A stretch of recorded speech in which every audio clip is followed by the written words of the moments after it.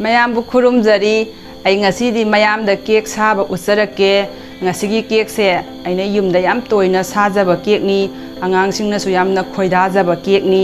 sidai iba leirong sing se asi aina sema matamda cream sijinaroi color su sijinaroi adudi theng thargonsi leirong hakpa cake se seminarosi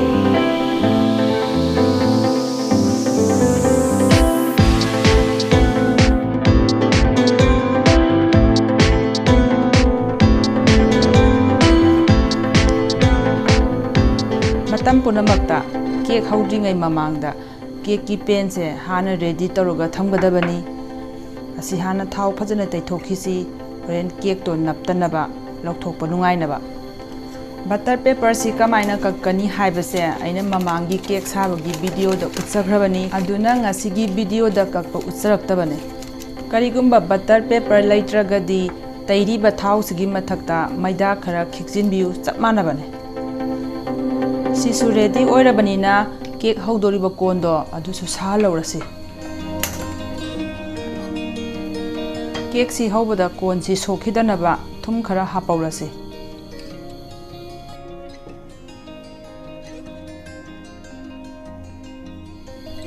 sigumba ahoba style ama manung sida hapaurasi mai se khwaidagi anembada laitharaga makhung thumbaga thamkhrasi ahanbada refined thau cup masasigi athanba ma thau siga sang sapmanana sangom aphamba asisu cup masasigi athanba ma laurasi sangom anangba asisu sapmanana cup masasigi athanba ma laurasi holiba cup masase koi sumnagi sa thaknariba cup to adugi saruk mari thokpagi amagi changne chini cup tangkhai ama asi aina grinder da kupna takhairaba chini ni oliba cup china sumnagi sa thakriba cup to aduga sawa sap manabane chini sina tumdri phau sising se hana phajara mix tawrasi chini si loina tumkhre hauji kon ji mathakta sarni ama thangalase si mathakta moida cup amaga tangkhai helap hapasi mathak-sida baking powder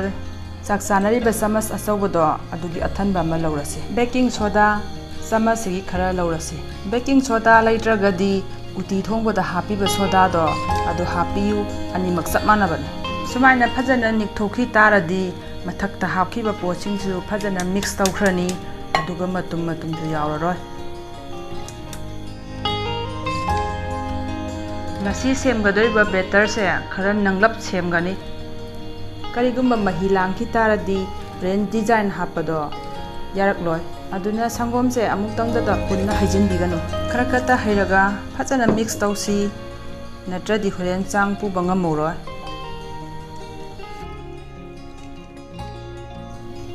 si henjina nang basu yade henjina nang ki taradi brand cake to kangani kamkhat basu wat kani sang do horen ai haijarake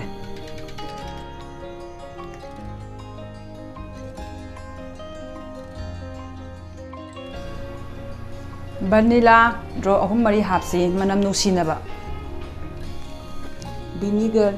sak sanari samas asawdo dugi athanba malawasi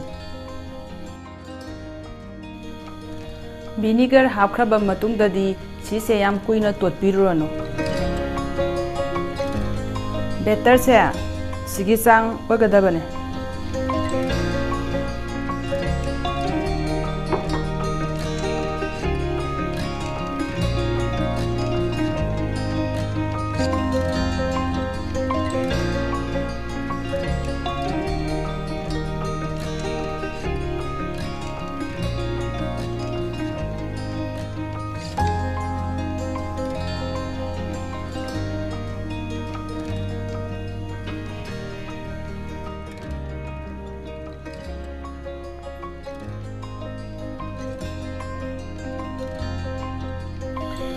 cocoa powder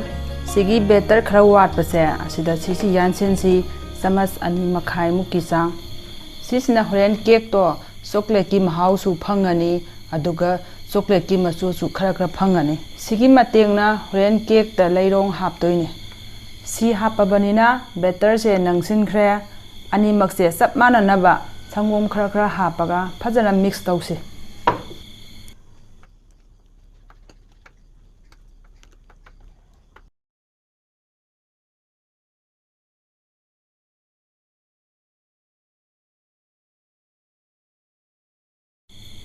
Masai ahanbada se mathamgi ba cake ki pen do usila ase ahanbada masu naidaba batter angauba se asi samas ahumgi sang mayai da hapase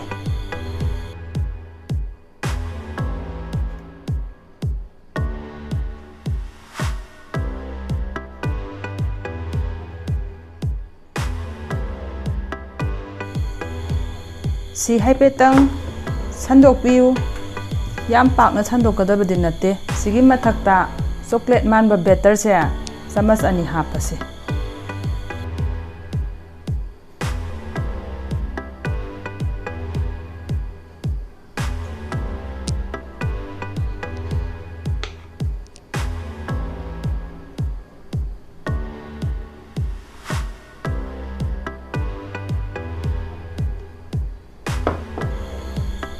aduga mu angauba se mathakta chamas ahum hapase sumaina batter sing se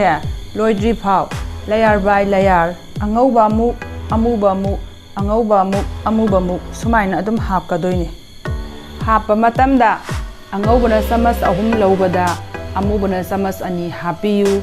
natradi horen leirong do yelakpa matamda amubana kungsilaga phajakhiroi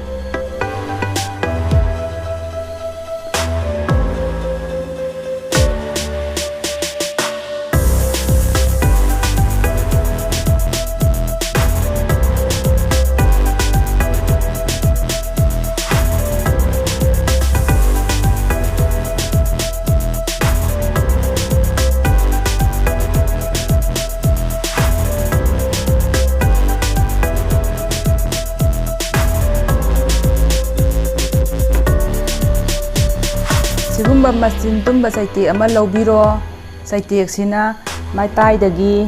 mayai tamna sumaina lai lama singbiro sai sida paglakliba singse hana phajana taitok thikho aduga line sigi opposite ta sumaina line amamuk singbiro line singdringai da sai sida paglakliba singse loina taitok piramu line ani sigi mayai sapsana lai lamu muksing ase amukasu line sigi mayok nana sapsana na lai lama sing ase sumaina masung naina lahigi paring se sumna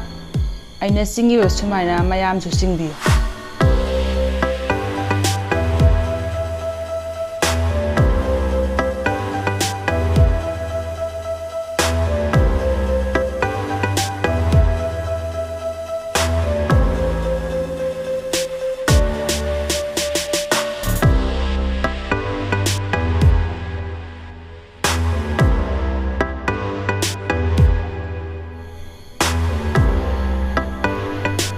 mayam asida thola iba leigi mayek se yengbada phajadra asigi mayek sing se horen cake tuna mulla phawda asigi mayek sing se sungkai kai dabida leiramgadoine ngasai sahan ki ba kondogi manungda cake se hapchilurase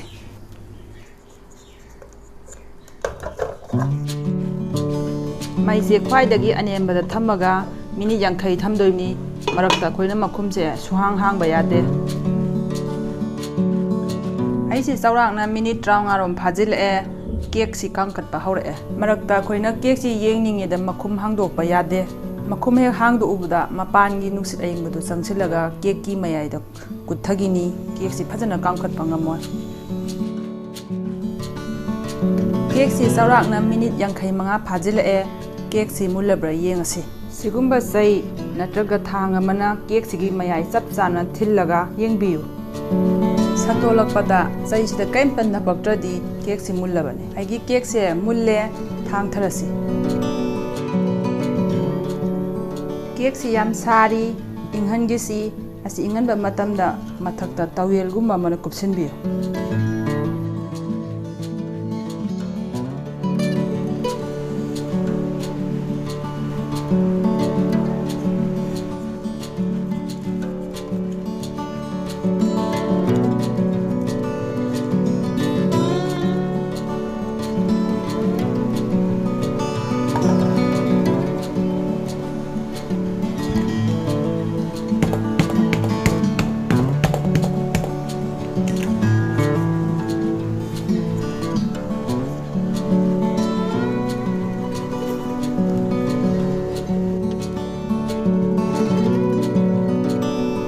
ꯀꯦꯛꯁꯤ ꯐꯖꯅ ꯃꯨꯜꯂꯝꯗ꯭ꯔꯥ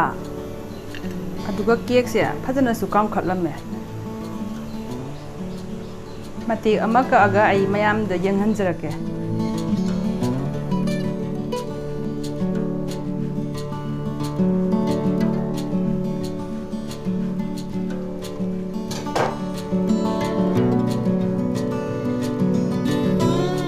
ꯃꯌꯥꯝ ꯌꯦꯡꯕꯤꯌꯨ ꯀꯦꯛꯀꯤ ꯃꯅꯨꯡꯗ ꯇꯥꯔꯤꯕ ꯗꯤꯖꯥꯏꯟꯁꯦ ꯁꯤꯗ ꯃꯆꯨ ꯂꯥꯡꯉꯤꯁꯦ ꯐꯖꯅ ꯂꯥꯡꯗ꯭ꯔꯥ ꯑꯗꯨꯒ ꯀꯦꯛꯀꯤ ꯃꯅꯨꯡꯗ ꯇꯥꯔꯤꯕ ꯁꯤꯠꯀꯤ ꯃꯑꯣꯡꯁꯦ ꯐꯖꯅ ꯇꯥꯗ꯭ꯔꯥ ꯀꯦꯛꯁꯦ ꯄꯥꯏꯕꯗꯁꯨ ꯌꯥꯝ ꯊꯣꯠꯂꯦ ꯌꯥꯝ ꯍꯥꯎꯔꯅꯤ ꯎꯕꯗꯗꯤ ꯌꯥꯝ ꯂꯨꯔꯝꯗꯧ ꯃꯥꯜꯂꯒ ꯁꯦꯝꯃꯀꯥꯟꯗꯗꯤ ꯌꯥꯝ ꯂꯥꯏꯔꯝꯗ꯭ꯔꯥ ꯑꯩꯈꯣꯏꯅ ꯌꯨꯝꯗ ꯕꯥꯔꯗꯦ ꯀꯩꯀꯥ ꯂꯩꯀꯥꯟꯗ ꯀꯦꯛ ꯑꯣꯔꯗꯔ ꯇꯧꯕꯗ ꯐꯔꯛ ꯇꯥꯔꯒꯗꯤ ꯁꯤꯒꯨꯝꯕ ꯀꯦꯛ ꯑꯃ ꯌꯨꯝꯗ ꯁꯠ ꯂꯥꯎꯅ ꯁꯦꯝꯗꯣꯛꯄꯤꯔꯒ ꯕꯥꯔꯗꯦꯗꯣ ꯄꯥꯡꯊꯣꯛꯄꯤꯕ ꯌꯥꯏ ꯁꯦꯝꯕ ꯌꯥꯝ ꯂꯥꯏꯕꯅꯤ ꯃꯌꯥꯝꯁꯨ ꯌꯨꯝꯗ ꯇ꯭ꯔꯥꯏ ꯇꯧꯕꯤꯌꯨ ꯑꯗꯨꯒ ꯑꯩꯉꯣꯟꯗ ꯀꯃꯦꯟ ꯄꯤꯕꯤꯔꯛꯎ ꯑꯗꯨꯗꯤ ꯃꯌꯥꯝ ꯑꯩ ꯉꯁꯤꯒꯤ ꯂꯩꯔꯣꯡ ꯍꯛꯄ ꯀꯦꯛꯁꯤꯗꯤ ꯃꯩ ꯇꯥꯗ꯭ꯔꯅꯦ